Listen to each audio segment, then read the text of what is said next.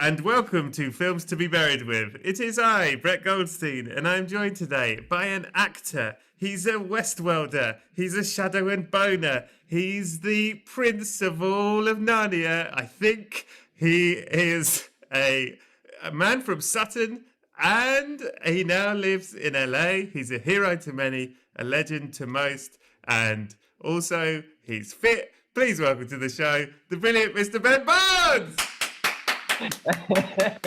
You said boner within 30 seconds of this. That's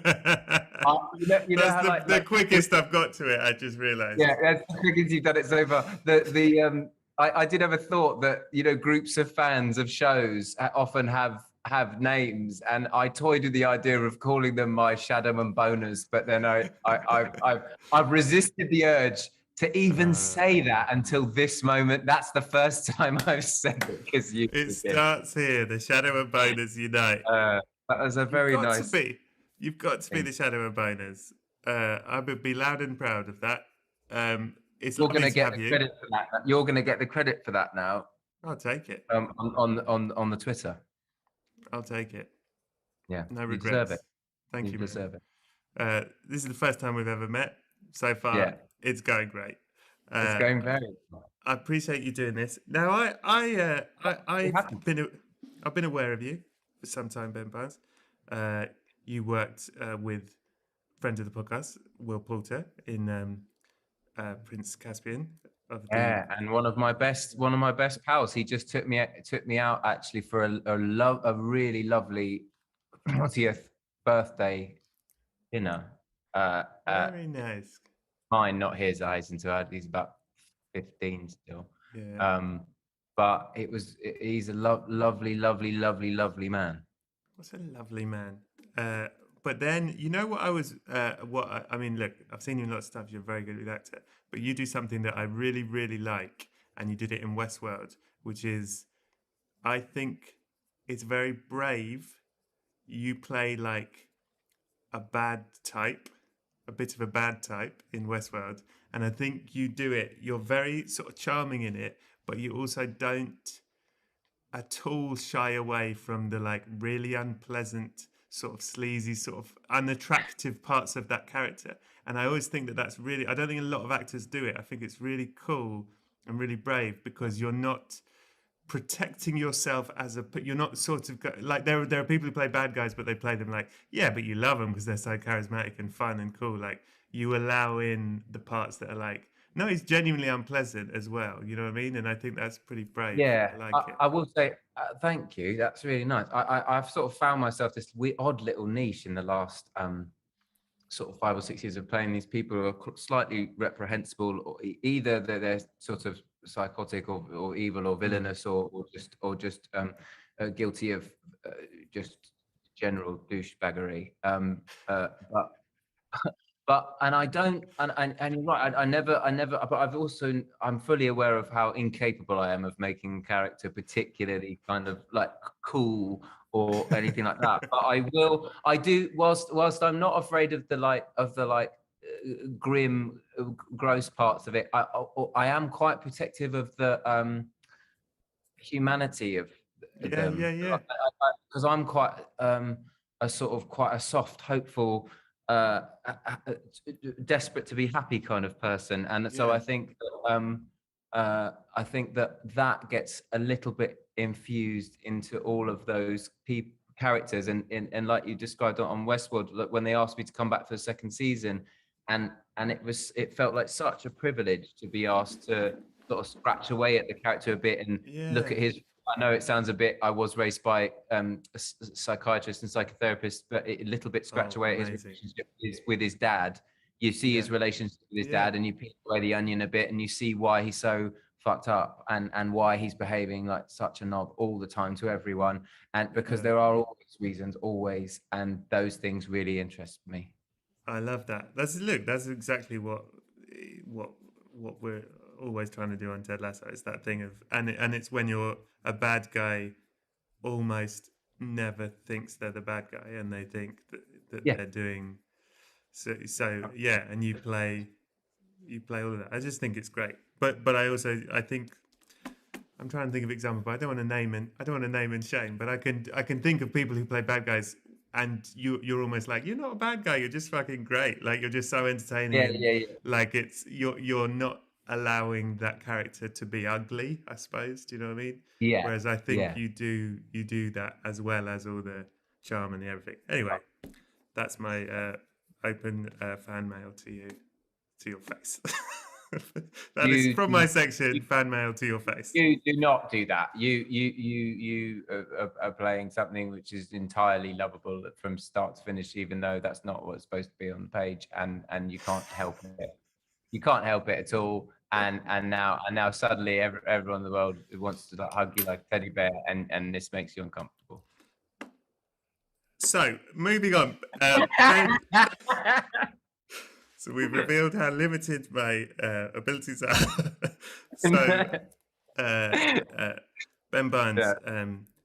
you live in LA. You've lived here 10 years, I believe. And Yeah, coming up on that, yeah. do you feel at home here? Is it still wild? How much of this? Because you, how old were you when you did Prince Caspian? I was about 25. And that was like the biggest thing that happened in your I life. thought you were going to say, and that was like quite a long time ago. So you're No. I mean, you look like you were that's doing math. young. You look like you were Yeah. doing maths. Um, uh, quite right. I'll never tell. Yeah, I'm very comfortable here. I do miss, you know, my friends and family, and just Mm.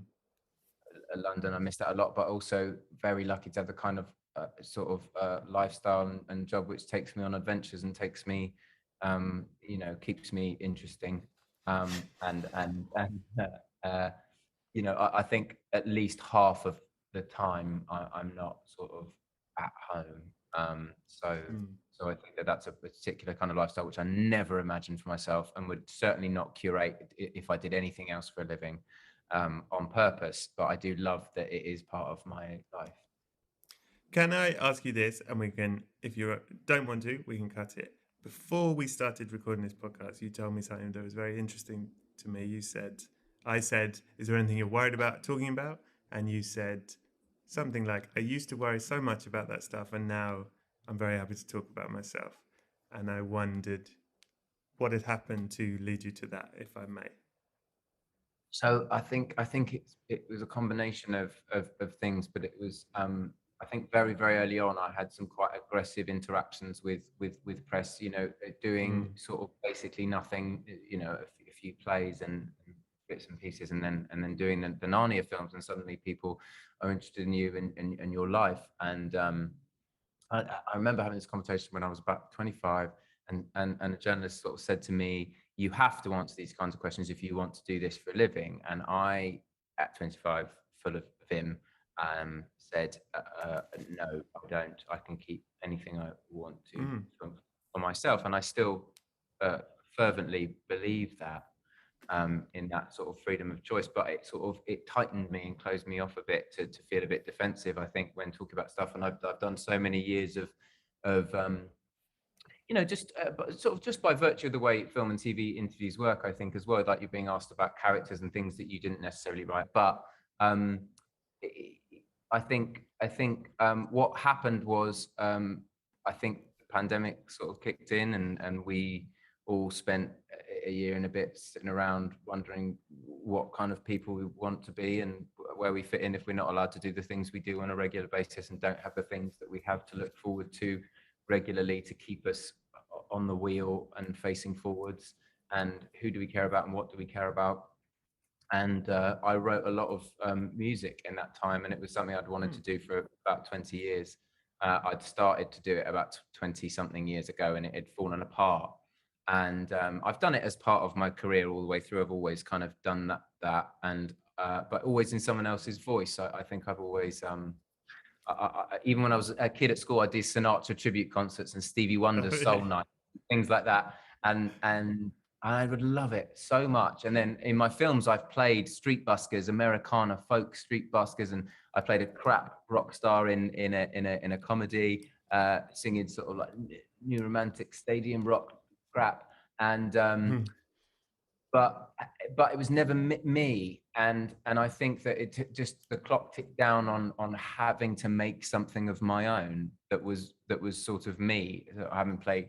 It's sort of obvious to sort of think, well, if you spend 20 years pretending to be other people, at some point you're going to want to do something that's yours. But I hadn't really thought about it until the pandemic. And then I wrote a sort of collection of songs, which I've just released, depending on when this Oh, podcast goes cool. out. But and Oh, it wow. sort of freed up the style of interview, the way I've been talking about it. People asking me about me, not about, you know, sort of sordid details of your life or anything, but just interested in me and what it takes to make something from myself. And that really, like, just sort of freed me up to be to feel sort of the most me I could feel, which I think a lot of us felt a bit, particularly during the pandemic, felt a bit floaty and disconnected and all of that. I think most of the people that I know felt a little bit disassociated for a lot of it, and so I think I'm just sort of trying to relish feeling like me again a bit. That is really interesting. And I've just remembered something which makes this sort of big revelation you've had and this feeling of freedom a sort of a shame, because I forgot that I should have told you. I should have told you before we had this whole chat. But I've you, listened to this one, so I know you, what you're doing. you've died. You've died. So Yeah. listen, good that you had that feeling of freedom very, very briefly before. I've just died in this moment now. In this You're dead. very moment, I am Well, dead. tell me You've how just you died. pronounced me dead. I've just like I said, I've actually found out a while You back, and I are forgot to tell death you. in a way. In a way, You are the Grim Reaper. how did you die? Well, in it being the case that I've listened to your podcast before, Right. and I know that in about an hour's time you're going to make it try and sound as grim and disgusting and foul as. I'm going to challenge you That's not my by vibe.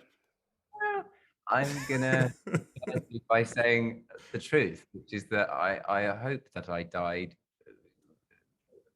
very peacefully and Mm. comfortably old, surrounded by loved ones squeezing my hand gently. Or do I? No, you're going to say I have to have died in this minute now. No. You can die like this. This is taking place in a sort of timeless zone, so you can be as Okay. old as you want. How old were you? I would like to be 100, because when I was a kid, I thought that's how would you live till? Yeah, you get a letter from the Queen, And then that's it. and then loved ones around your bed, and one of them squeezes your hand to death. Is that what you're saying? One of them squeezes my hand to death. Yeah, it's they love me so very much that they crush my fingers, which causes. No, Causes sepsis I'm and it not. I'm spreads not through getting your pulled. body. No, I'm not getting pulled into this. Lured into your It's quite a dark. I mean, grim. quite a horrific death, really. Squeezes No, your hand, no, got sepsis, and no, dies. it's beautiful and loving, and I barely noticed. To be honest, I slipped off into the never after is what I Okay. did. Do you worry about death, Ben Barnes? I used to worry about death a lot. Mm-hmm. Um, I was definitely that kid who was actually probably didn't want to talk about it very much, because it just feels a bit overwhelming, and I think it still does, even though I think through your life you obviously can't but have more experience with it and be exposed to it more, and the reality of it, you're faced with the reality of it, that perspective is brought much closer to your face. But I still, I still put it in the category of sort of infinity and time and all those kinds of things that I will never have a handle on. And so it doesn't really serve me to think about it too much. But I think, I think I probably am fearful, I think, of death. I'm a very, I think hope is probably one of my defining characteristics, and the one thing you can't be hopeful. I don't seem to be able to find hope in. But I will say that there are things that make you along the way that have made me feel so much more alive that it sort of becomes, and I know people said this to you before, but it all becomes so much more precious. It all becomes so much more precious for the fact that it's temporary. It's not it's temporary. Do you imagine anything happening after you die?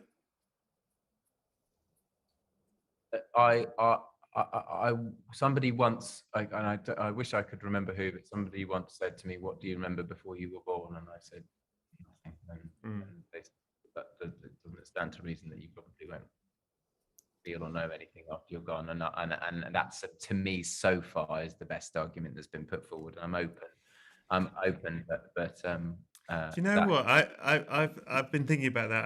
I obviously hate that one. I hate that there was nothing before, so there's nothing after. Because then I also think, yeah, but when you're born, like humans in particular are the least, born with anything. The only thing they can do is find a nipple, right? That's literally all a baby's programmed. Yeah, no, a giraffe is up and walking in 15 minutes, giraffes, and horse, horses are carrying 2 years. people, raising their own kids by a week. You know what I mean? Like, yeah. So they're when raising people, their own humans after a week.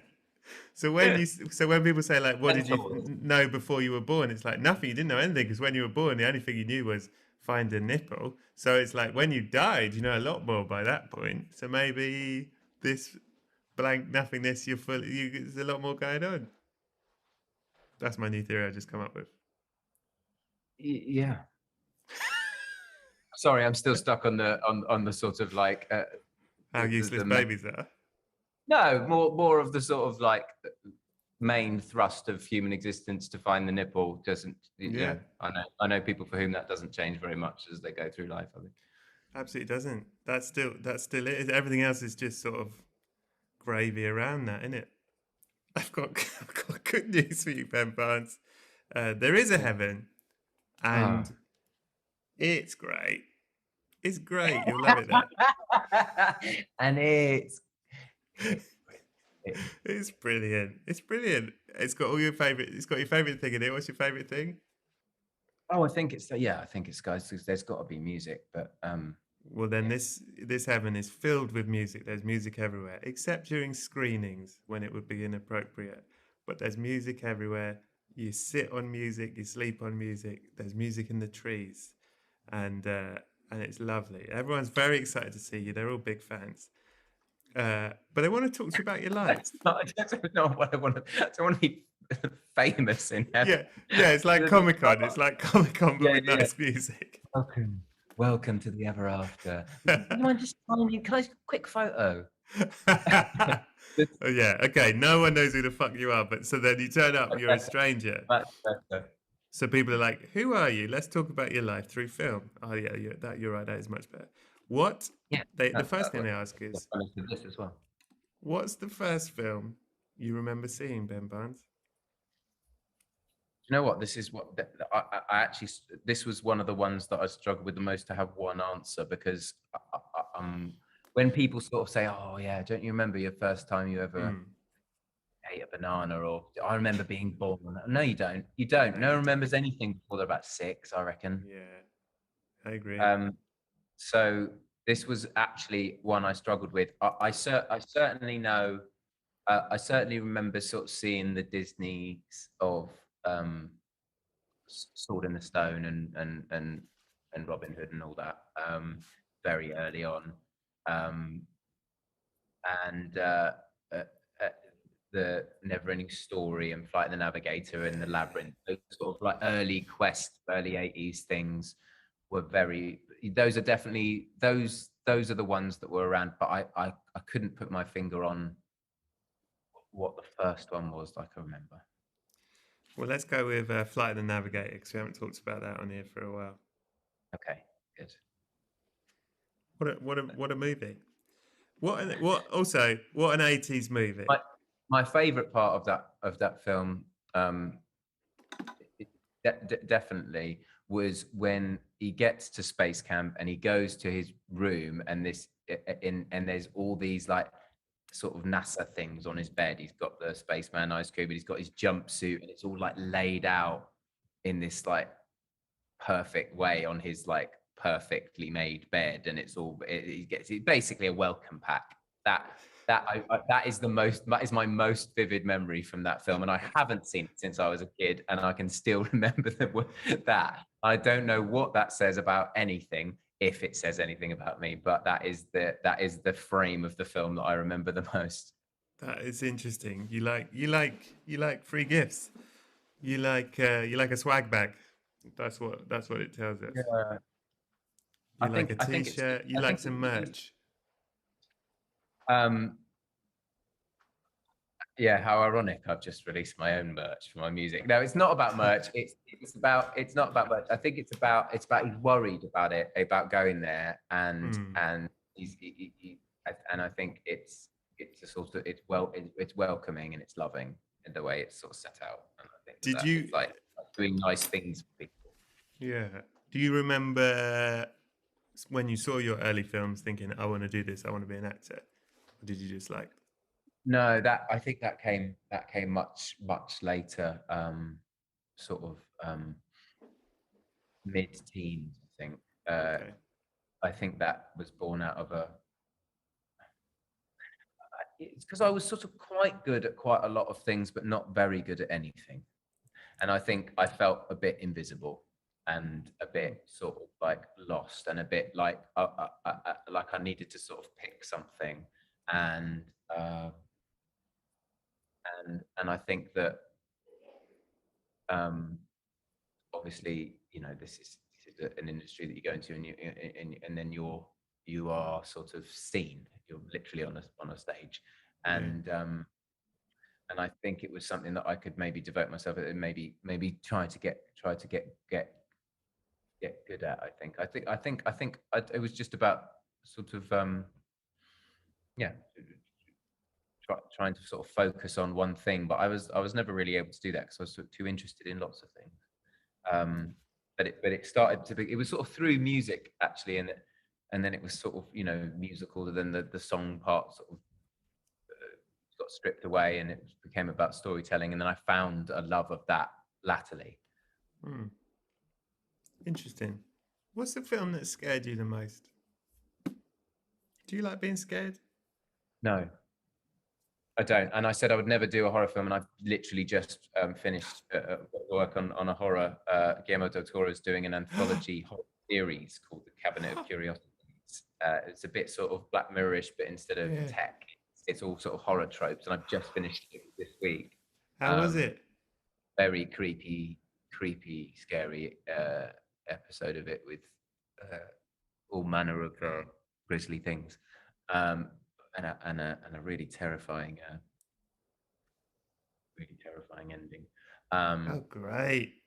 And I purposefully asked the director and the team to mess with me as much as possible, and to stop me at doing any acting, because I called him and said, look, I've been doing this 20 years, but I haven't really played anyone that's sort of scared a lot, and it's not a genre that I'm very familiar with. When I was looking down your list, I looked up like the 100 scariest films ever, and I seen about 2 of them. So I was like, well, it's not on this list. So I was getting them to bang bits of wood together and play horrible scream at me during takes if possible, just to sort of like mess with me, and I did not like it.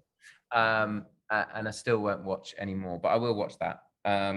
But one of the things that he was asking me about, kind of play some sounds, and I suddenly had this memory of the film The Return to Oz, which is the sequel. It's the most terrifying fucking film. The most terrifying. The Wheelies. The Wheelies. With their these creatures, like sort of, they look like sort of human circus clowns, but they've got wheels instead of hands and feet, and they squeak. So the director, one of the things, because it requires me to be scared of things that I can't, that aren't really there a lot. This job I've just done, and so he would play on speakers the sounds of the wheelies. Oh, fucking during hell. takes.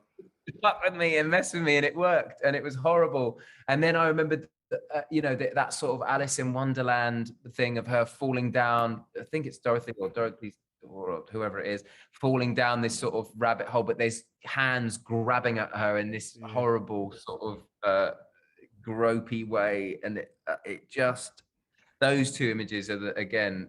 I haven't seen it in so many years, because why would you put yourself through that again? But those images are really, really stuck with me.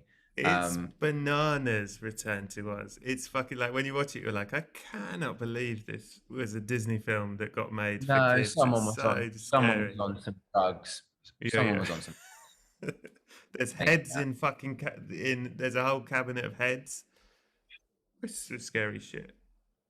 It's horrible. It's horrible. Although when I was a kid, I can tell you what film scared me the most. I mean, obviously I saw that when I was probably quite young, but as a little kid, yeah, I remembered this story, and maybe I remember it, and maybe it's just because my dad has told it to me and about me to various people in front of me many times, which is that I think on about my fifth or sixth birthday, I was on one of those Channel ferries, and it was my birthday, and there was a little screening room on the ferry, and they were playing the Roald Dahl's The Witches. And there is the moment in the middle of the film, for anyone who hasn't seen it, where the witches remove their wigs and gloves, and they cut and skin, and they look pretty gruesome. And at that point in the film, apparently, according to myth legend, I waltzed down. This was very out of character, but I waltzed down to the front of. I hate public speaking as myself, by the way. You should know this about me. I'm so scared of it, and walked down to the screen at the front, turned around, and said in the most precocious way possible, "Well, this is a bit too scary, isn't it?" And walked out. And my dad had to sort of run after me because he was like, "You've just left. Like, I couldn't bear it. I'm going to make a scene." So I'm jumping overboard. Good day. So I have never told anyone that, but my dad has told lots of people. Why do you think you're so scared of talking as yourself? I mean, I don't. I mean, I sort of understand, but do you know why? Well, I don't know. In my newfound revelation about not being so worried about it, maybe I'm not anymore. I don't know quite what it is. Maybe it's just too long, sort of doing it in front of people as someone else. But I do get, even on the wrap of a film or something, when that in the 30 seconds you have to say thank you to a crew that I'm so grateful for, my heart just goes a bit too fast, my palms go a bit sweaty, and I'm not quite sure, my words get jumbled up, and I don't know why that is, because I'm very comfortable doing this with you.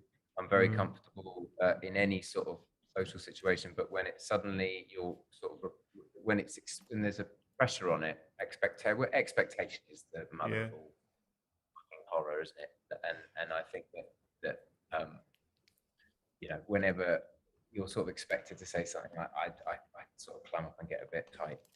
I think I've just sort of realised that it's actually not. I'm not worried about necessarily being embarrassed, because you can just go, "Oh, thank you very much," and keep it very short. But I think it's about sort of letting people's perception of who they think I am down, not being charismatic enough, or not being eloquent or charming enough. Not being enough, I think, is what's fueled a lot of that stuff over the years for me, of which I've now managed to sort of let go of it. You are enough. You are enough. That's the title of this episode. Ben Barnes is enough. No, Ben Barnes, you are : you are enough. What's the speaking of crying? What's the film that made you cry the most? Are you a crier?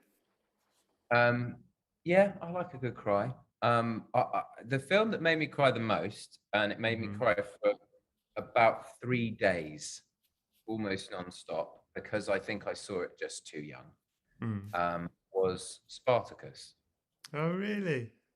And there's a very specific reason, which was when you get to the end of the film, Kirk Douglas and Tony Curtis are forced to fight to the death on penalty of death, obviously.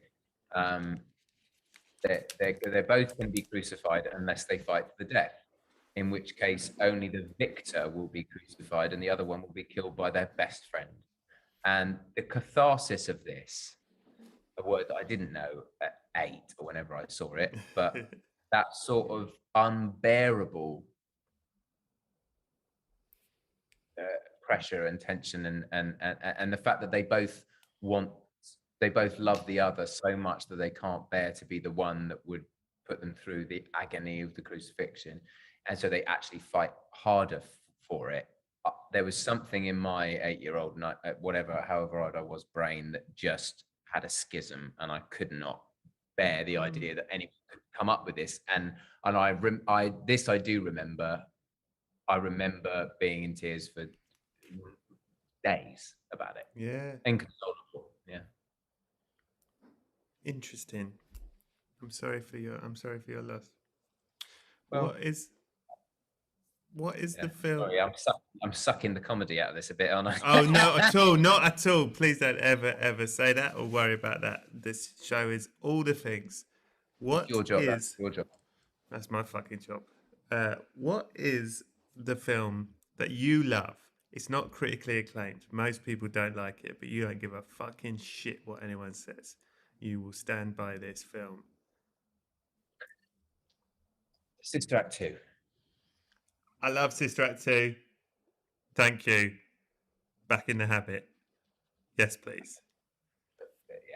Yeah. But there are moments of Sister Act 2 that I will pull up on YouTube at any given opportunity, when Lauryn Hill sings "Bit of Eyes on the Sparrow" at the organ, or the sort of like joyful at the end.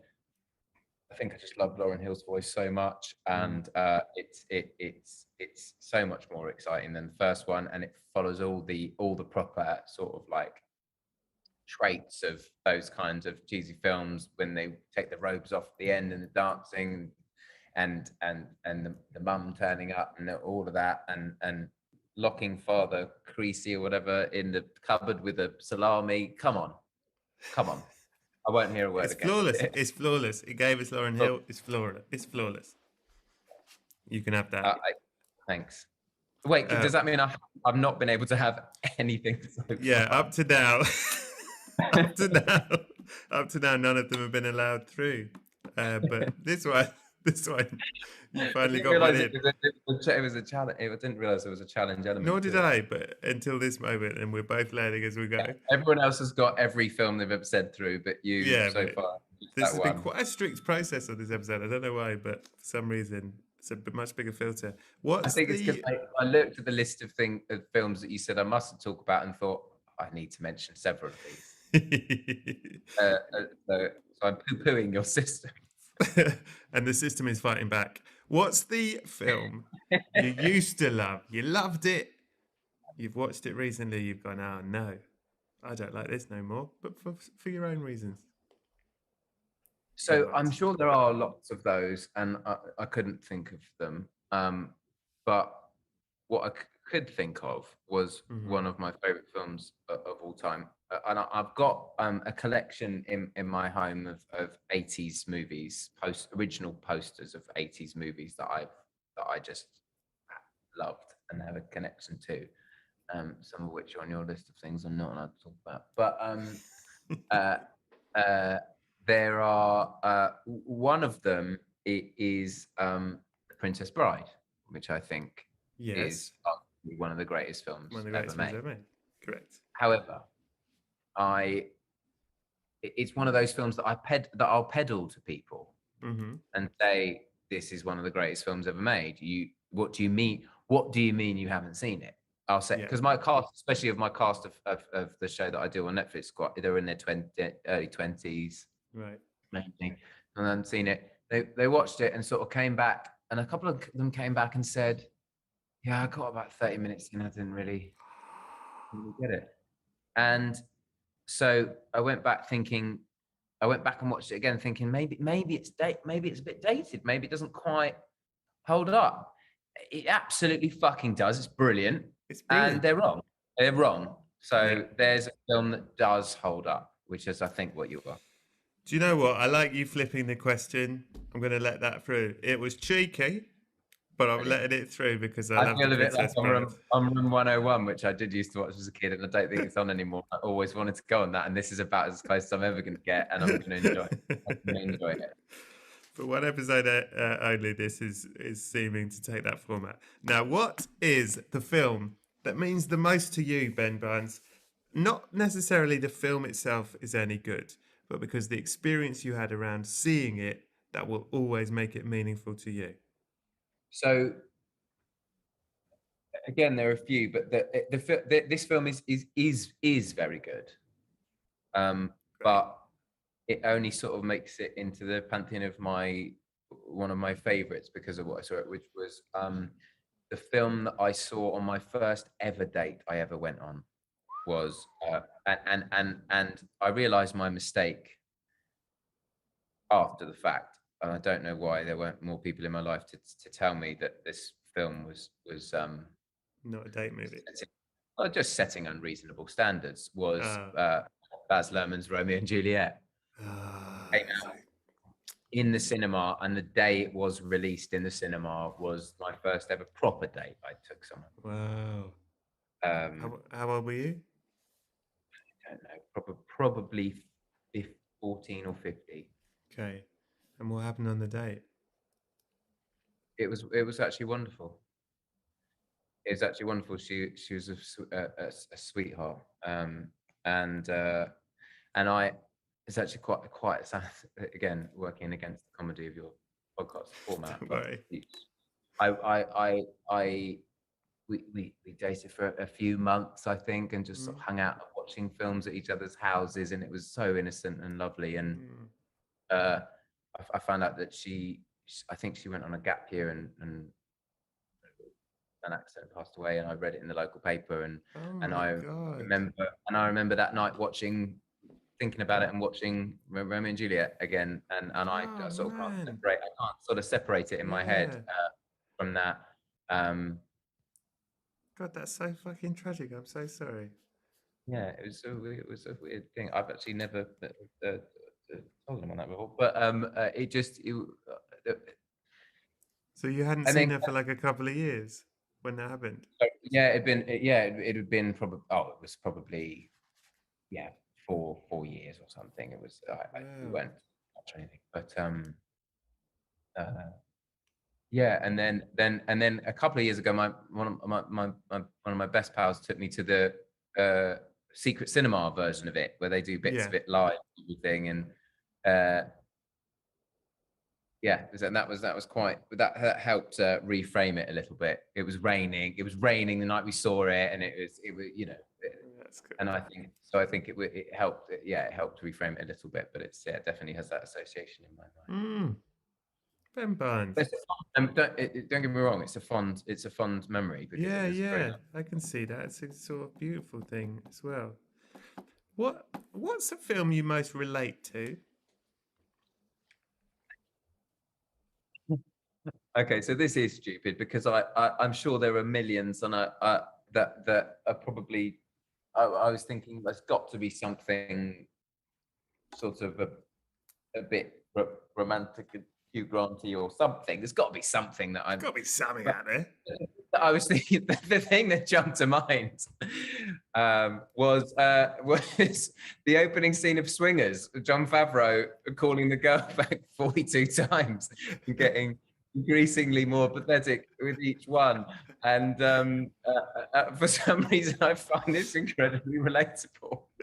Not because it's something I've particularly done, but it's just something that I feel like I understand better than I understand any other scene from a film. So I don't know why that. I don't really know why that's my answer, but it is, and you just go. They're my answers, so I fully accept that answer, and I think great. it is a very relatable scene. And I've definitely done that via text. I've definitely sent a text and then thought, oh, fuck, and then sent another text and then sent another text and And thought, one stop sending text.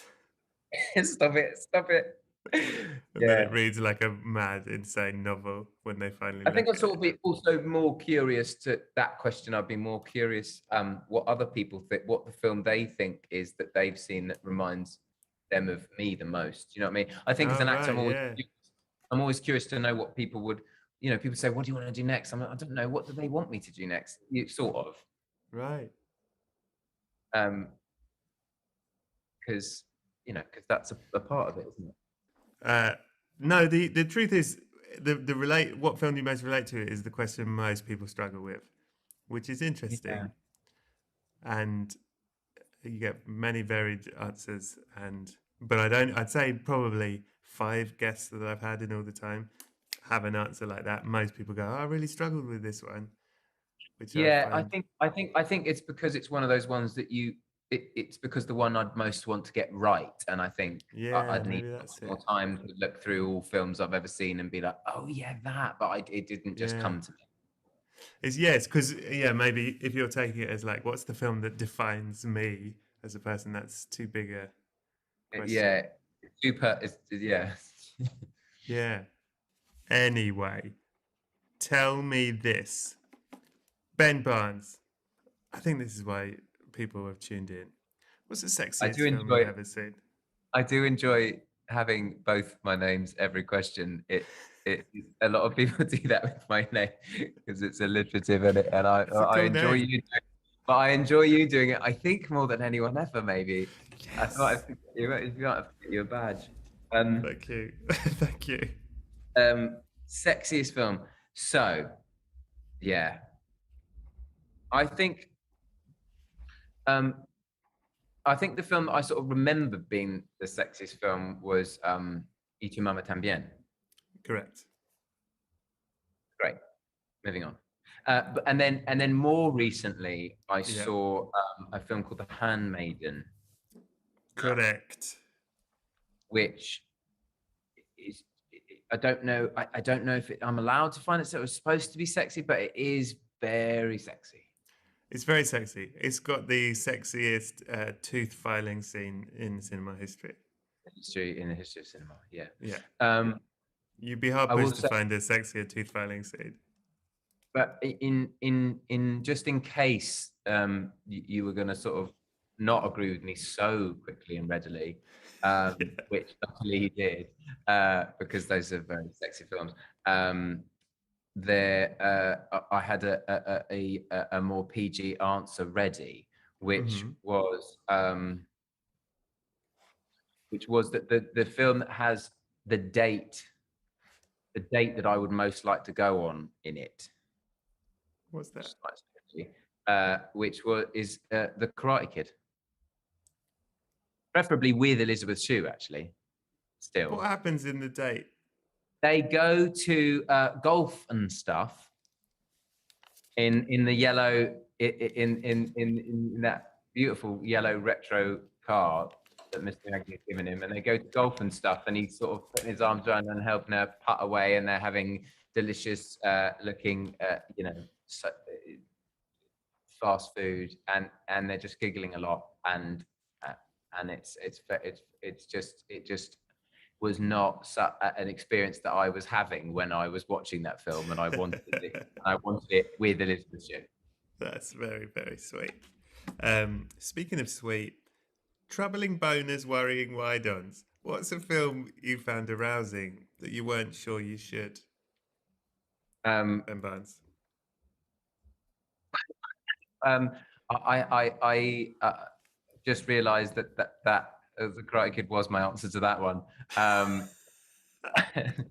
because I was going to say The Karate Kid, and then you were going to go, what? Why? No, I was just like, go on. Yeah. And then I was going to explain that, sort of subverting the question and making it sweet, and now I've ruined it by offering it too early. But what I like is what we're doing here is a deconstructed version of that bit, which is very, very LA. Like deconstructed taco or something. Sort of like, it's stop on it. We do it backwards. It's fine. It'll work. It's better this way. People, what we've done is we've given you we've given you all the ingredients. You get to make the meal yourself in your head. I'll give you the answers, and you provide the question. It's the Jeopardy version of it. I love it. What is The Karate Kid? Troubling boner. I'll take traveling. I'll take traveling shadow and bonus for 500. What is objectively the greatest film ever made? Not your favorite necessarily, but the greatest. It is absolutely one of my favorites. And I know that the answer's not interesting. I've had it so many times before, but is Back to the Future. I've got the original poster there. I just think it's perfect, and Okay. it's always been the answer that I've given about it's not my favorite film. I will say this horror show that I just finished. My co-star was Crispin Glover, who was in the film. How is Obviously, he? oh, he's wonderful. Yeah, he's Yeah. wonderful. Yeah. He's you know, totally eccentric and loves films and making films and being sort of collaborating on it, and loves playing characters, I think, and didn't have the gumption to talk to him about it, but it was still thrilling to sort of just to hear his voice. Actually, it was just quite. Yeah. It's probably the film I've seen the most. So. Ah, you can have that. Of course, you can have it. You can have that one. And what we'll do is go back and anyone who's said it already in the I'll 150 delete episodes, them you out of the delete podcast. them, and so I'm the only. Actually, I'm gonna. Yeah, Buddy Peace, who's the producer. When you listen to this, could you do that, please? It shouldn't take you long. What? What is? What's the film that you could or have watched the most over and over again, Ben Barnes? I could or have watched the most. I think I always think of one of. I don't know what the film is I've watched the most. Probably one of the ones I've already mentioned. But my metric is always like that one that, like, when you're like in a hotel somewhere and you just sort of turn on the TV just to have some noise, and then it's 25 minutes into the film, but you just sit and watch it anyway. I've got a lot of those, I think, but I think just for my just there's something also. I know I completely avoided the question about where you see yourself in it, and I'm not necessarily even sure which character. But there's something about Notting Hill that I find That's I just interesting. unashamedly love that film, and I don't know if I'm Hugh Grant or Julia Roberts or somewhere in the Yeah, middle, you're all the characters. but I do love it, and there's something sort of very Londony about it, which I love, and something about Hollywood coming into London, which I understand. But I love the structure of those rom-coms. I've been trying to find a rom-com with that kind of just simple concepts and structure for literally for 15 years. Oh, wow. I love the format. I've seen, I watch a lot of kind of films except horror, but I think those sort of rom-coms that when they're done well, sort of Richard Curtis style, are my favorites. Interesting. Interesting you haven't found one in 15 years as well. I think they're very, very, very hard to get right. I think I've seen a lot that have been made in the last sort of 10 years, and a lot of them are not very good. Mm. It's real. It's a One or two real that cut through, one or two that cut through, but I was not offered them. disgusting. Don't know what they were thinking. We don't like to be negative, do we, Ben Barnes? You and me are united on that. Yeah. But Hope FC. But what's the worst film you've ever seen? So I don't know if it's the worst film I've ever seen because I haven't seen it since I was small. But there was a sort of running joke in my family that we were once traveling somewhere and we watched a film because I think we were sort of stuck somewhere or something, and that you can only get the TV, and we watched a film called Basil, which stars Christian Slater, and it's a sort of a period Victorian-esque kind of a film. and it was completely shit. Suffering from Basil. the main cinema crime of being very, very boring. Oh no. And I remember my dad saying, "I think that's the worst film I've ever seen," and I said, "I agree. I think that's the worst film I've made." And then in anticipation of this, I watched the trailer again online, and it looks suspiciously like a film version that I did of Dorian Gray, which I think most people would contend is the worst film I have been involved with, or one of at least. Even though it looks very, very beautiful, and there are good things about it, but and it's often on telly at Christmas, and people tell me they love it, but we didn't quite. How do you feel about it? Um, I said honestly, hand on my heart, I haven't seen it. I have no I have skin mixed in the feelings game of about it. because mixed feelings about it because I loved making it. I loved the producers and the director, and Colin Firth, starring Colin Firth, who is one of my For the favorite humans, listeners, he just held up a mug that said "Keep calm and love Colin Firth."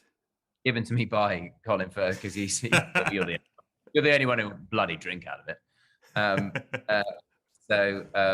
And then I found that you can buy a Keep Calm and Love Ben Barnes mug online, so I sent it to his wife at the time, That's very good. because shenanigans, for purposes of shenanigans. But he's a wonderful human, and we had a brilliant time making it. And I think we thought we were making something that was maybe perhaps a little bit edgier. And I think it tried maybe to sort of be a bit edgy and make some changes, and also try to sort of please lovers of literature and faithful lovers who were hoping for a sort of faithful adaptation of the book and everything. And I think that sometimes, you can do everything right, put it all in the right sort of order, but it doesn't quite capture the sort of zeitgeist of what that adaptation needs to be for this generation or whatever. That's very interesting. It just got very, also, I was 26 or something, and that was the last time I read a review, because it was very poorly reviewed, very mean, very, very mean about me. And now I'm able to use those criticisms, actually, especially for younger actors, when they say, "Oh, that so and so wasn't the best thing about this film," or whatever, and I think, "You think that's a bad review? I'll show you a bad review, mate." And I'll whip out the Daily Mail's review of Dorian Gray, which is the most scathing review of any acting performance in history, I think. But it certainly, it definitely like knocked me off kilter at the time. Made me think, maybe I'm not made of stern enough stuff to do this. Maybe I'm a bit sensitive. But then actually it just served to sort of embolden me and make and actually want to be bolder in my choices, maybe, or more, maybe double down, maybe more committed to making a success of Right. this, and being the best, just being the best actor I could be anyway, and being Do you avoid all things then? Do you avoid all press? Do you avoid social media? Since then, yeah, it was I was working on the third Narnia film in Australia, and I flew to Toronto for the film festival, and the reviews came out that day, and I had to fly from Australia to Toronto and back again in a day and a half or something, and so I was upside down and inside out at that point.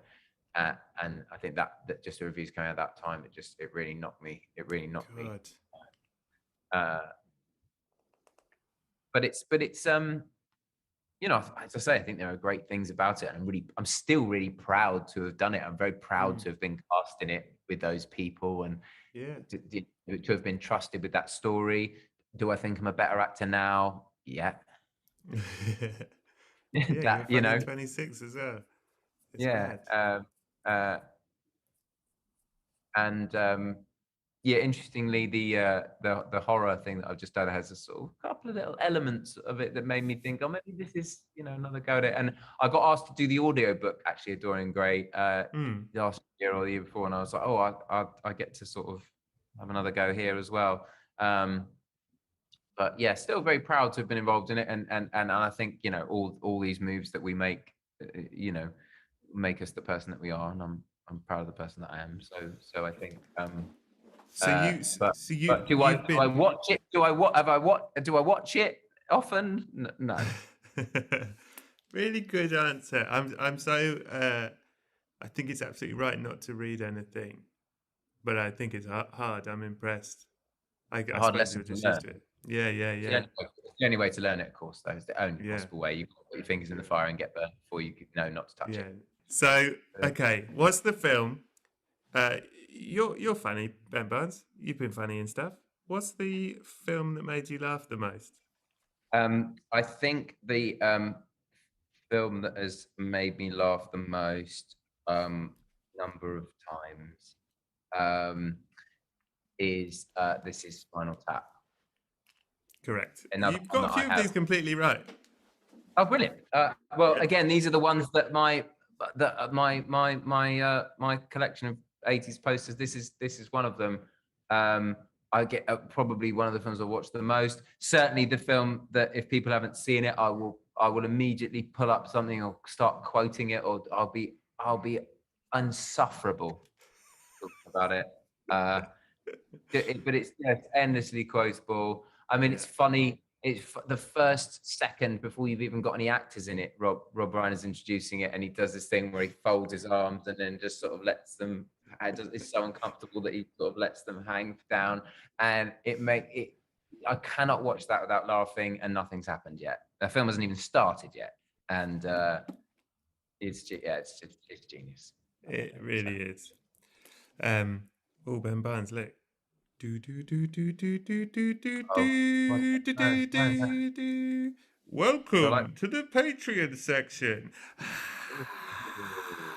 What is happening? You're in the VIP bit. Know enough about it to know. Oh my god.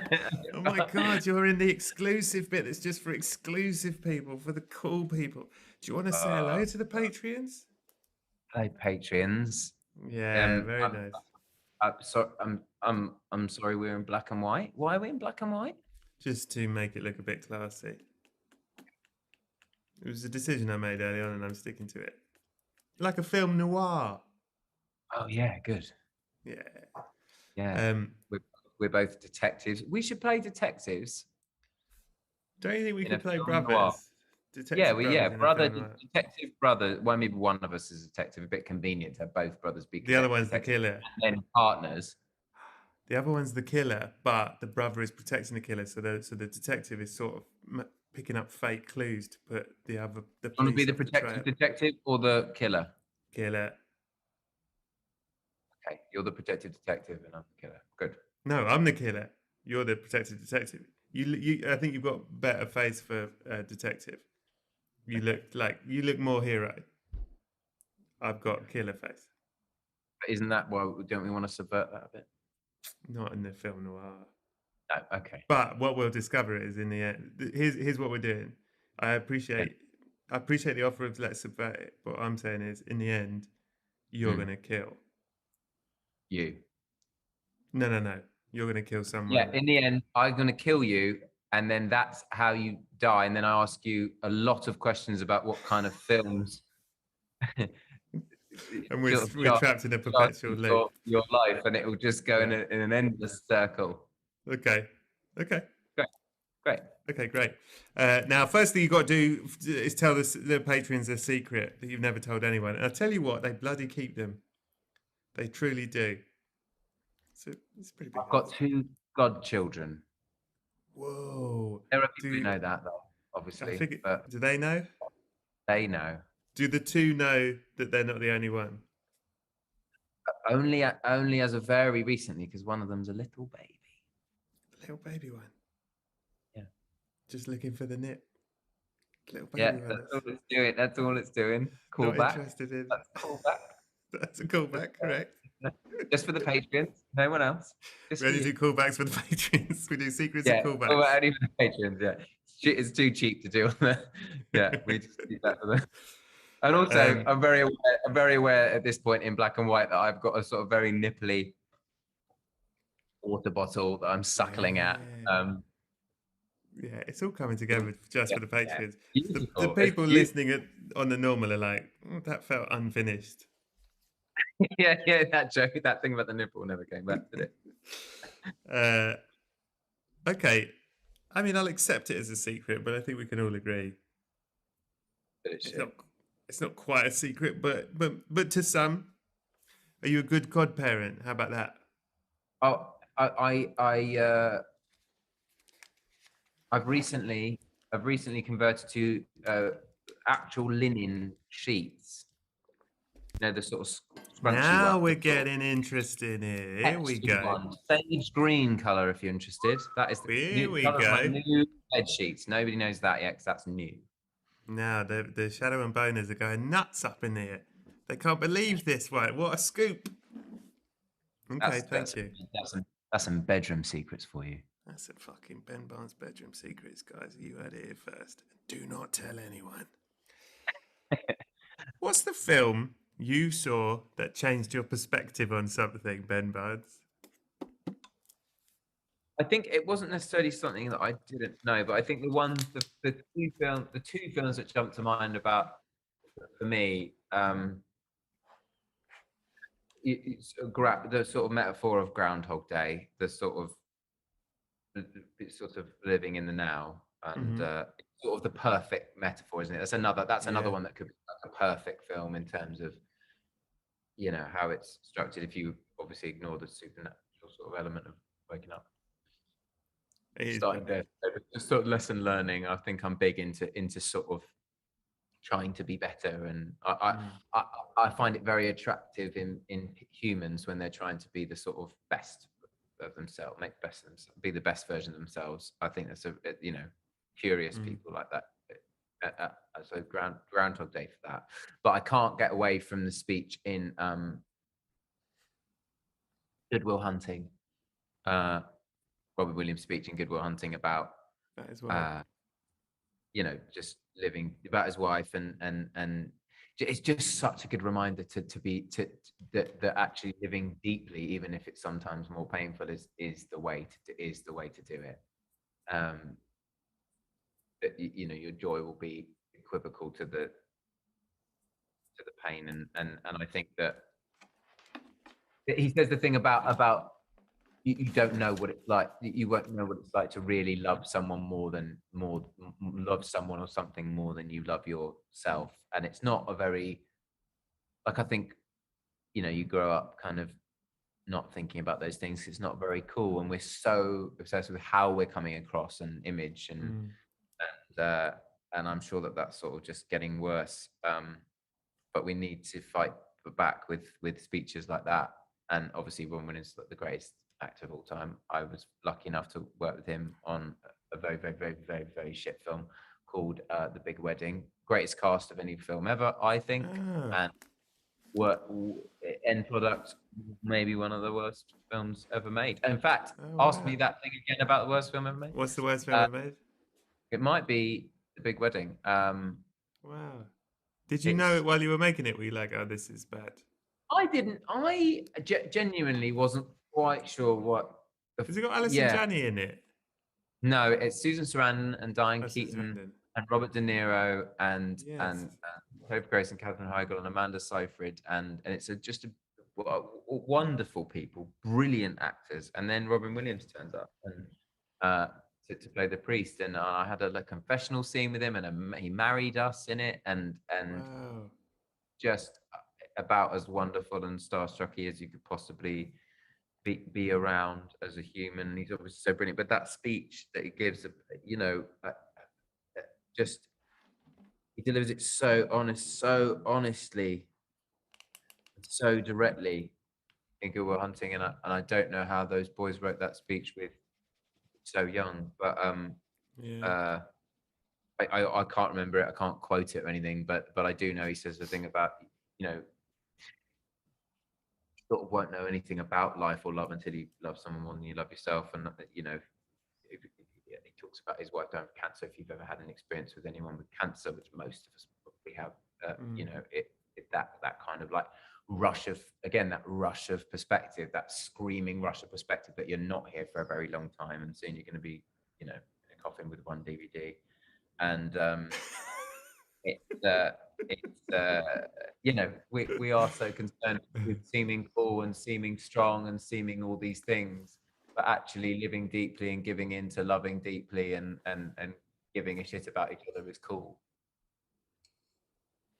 God bless you, Ben Barnes. What a great fucking answer. Snappy little thing, aren't I? No, that's really good. That was good.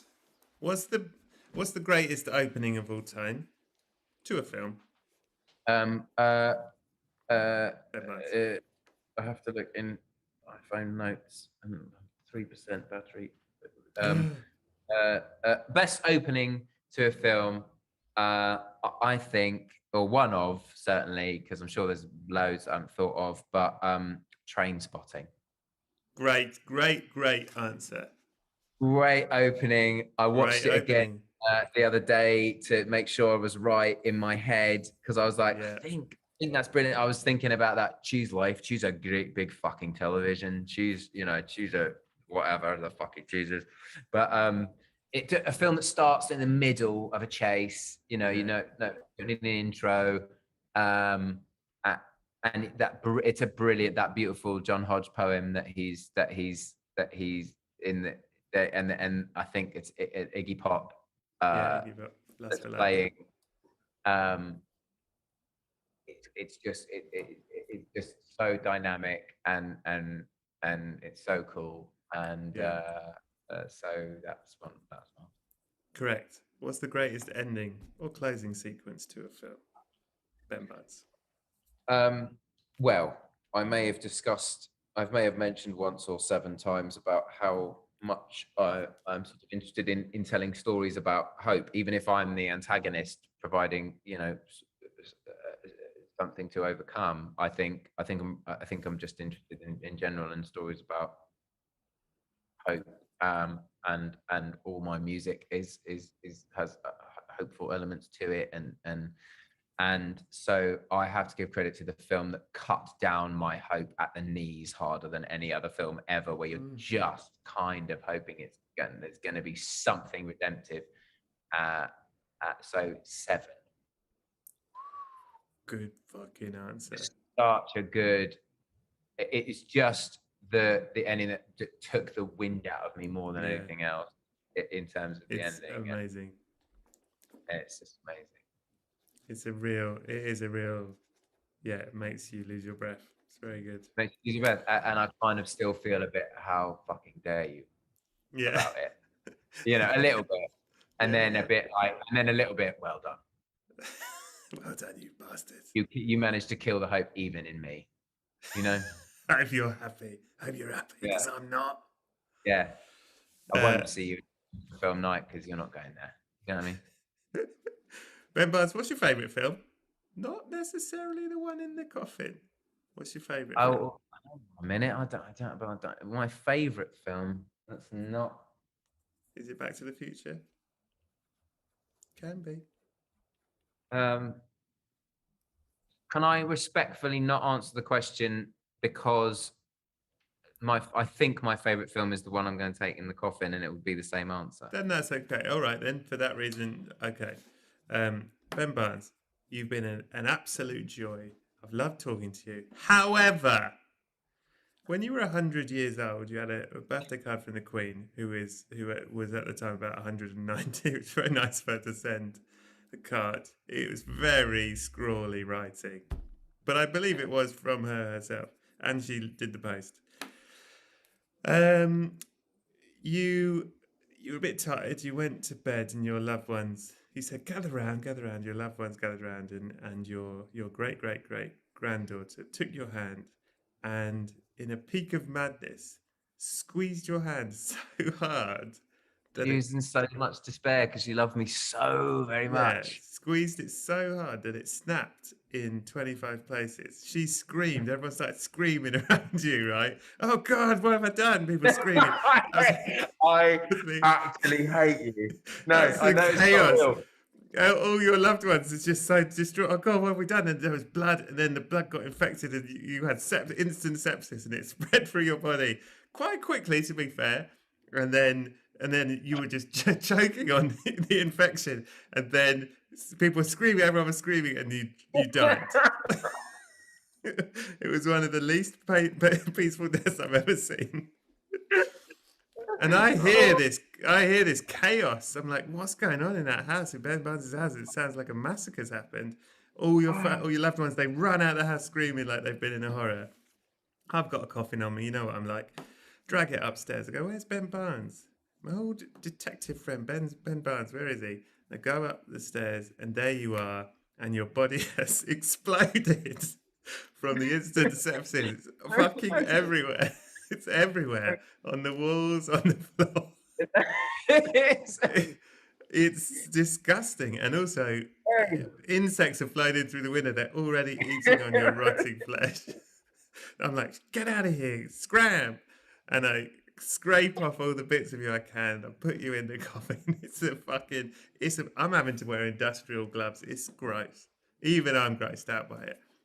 It's a mess. It's like I've made a fucking pool of cess in this coffin. Anyway, it's full. It's full. There's only really enough room for me to slide one DVD into the gloop for you to take across to the other side. And on the other side, it's movie night every night. And one night, it's your movie night. What film are you taking to show everyone in heaven when it's your movie night, Ben Barnes, please? The bear there, haven't I? At the beginning, I challenged you. It's like I was like I went to a comedy show and sat in the middle of the front row thinking, fine. I hate you for that. I hate how you died. Listen, I'm so sorry. It was a tragic death. Screaming. It was the screaming. It made my all of them. That's so horrific. It was quick though. It was quick. Okay.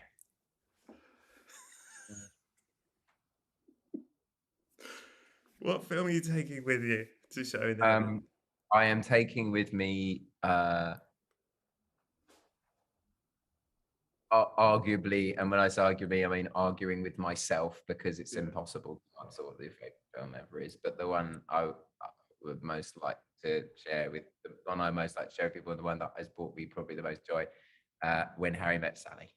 Oh, fucking perfect answer. I almost feel bad about how you died with that answer, but I'm not in charge of those things. I'm up in heaven. When Harry Met Sally, I'm having a lovely time. Yeah, you're having an absolutely lovely time. And everyone's going, oh, thanks for bringing this. What a brilliant choice. What a brilliant choice of film for us to all watch, I think. Yeah. Probably the best choice of all the 100. You're the best person. Anyway, just before we settle down to watch this lovely film, how did you die again? Ben Buds, what a joy. Do you have now? I assume you would like people to listen to your album. Is that what we have to look forward to next from you? Yes, actually, I don't know when this goes out, but it's coming out very this Friday, soon. October 15th, so it will probably be out. That What's it called?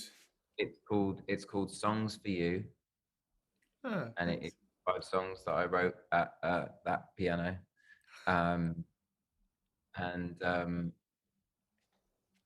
then had some brilliant producers and people help me make sort of more shiny sounding, with exciting brilliant musicians from around the world sort of contributing their bits in the pandemic, which is kind of thrilling and amazing. And now it's this little record, which is just going to be everywhere, and it's brilliant. Yeah, people have been. The first song came out a few weeks ago, and people sending me. Actually, I think one of the things I love the most is this girl dancing in her kitchen with this big smile on her face to it, and then people have been doing pole dancing, ice skating routines, or doing a singing cover of it, or drawing something from the music video, or whatever. Just feeling like, I think something about me doing it at 40 rather than at 19 when I first tried is making people go, maybe I can just do my thing now. And Man, that I feels good. love that. I love that. Congratulations. Congratulations on your album. That's fucking huge. I Thanks. hope that more and more people love it. I have loved talking with you. Thank you for your time. And good luck with everything. Have a wonderful time in heaven. And love to you. Good day, sir. Cheery bye.